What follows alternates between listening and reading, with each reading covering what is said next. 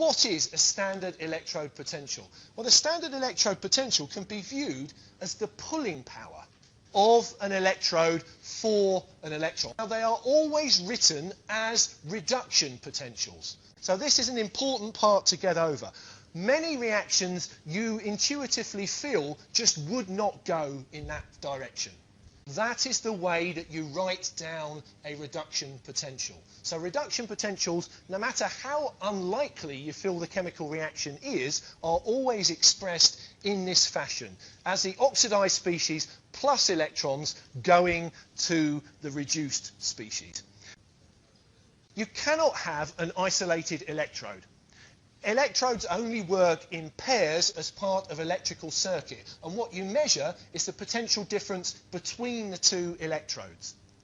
But in order to put these things on some sort of a scale, we have to have a starting point. And often you want to find something relatively close to the middle of your scale, but ultimately it's going to be pretty arbitrary.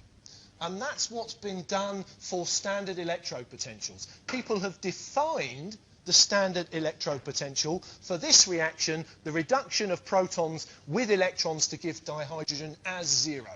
And so every other electrode potential can be measured relative to the electrode potential, the standard reduction potential for hydrogen.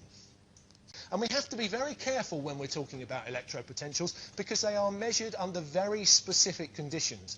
And changes to those conditions can very subtly change the electrode potentials that you actually observe. What are standard conditions? Well, standard conditions for the hydrogen electrode are 1 molar hydrogen chloride solution and 1 atmosphere of hydrogen gas. And the electrode itself is a piece of platinum black. So typically, standard electrode potentials comprise solutions of 1 molar concentration. And if there's a gas involved, then the gas is present at a 1 atmosphere concentration. What good are these things? Well, if you have an element with a standard reduction potential that is lower than hydrogen, that's telling you that that element is less electronegative than hydrogen. It has less pulling power for electrons than hydrogen does, which obviously is going to translate into a greater tendency for that element to lose electrons. Imagine that you have an ion of zinc, 2+, and we have an ion of H+, a proton in solution, and we add an electron. Where will the electron go?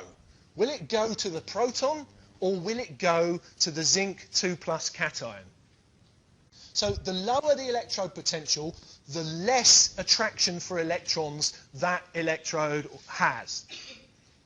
So if you have a zinc cation and a proton, and the zinc cation or the zinc reduction potential is minus 0.76 compared to the proton, what's the reduction potential for proton?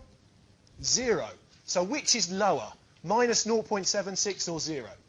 It's minus 0.76.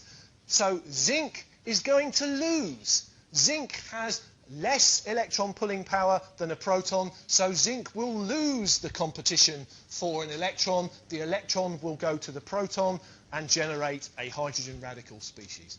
If the reduction potential is lower than 0, that means that that element will react with protons to give you dihydrogen gas.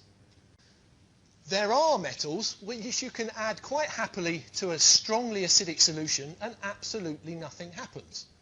Those metals you can now predict very easily because those are the metals that have standard reduction potentials higher than 0. And here's an example. Silver. The standard reduction potential for silver is plus 0.8. So that means that a silver cation will win a competition with a proton for an electron. So if you add protons to a solution or to a solid sample of silver, nothing will happen. You need a stronger oxidizing agent than protons in order to dissolve silver.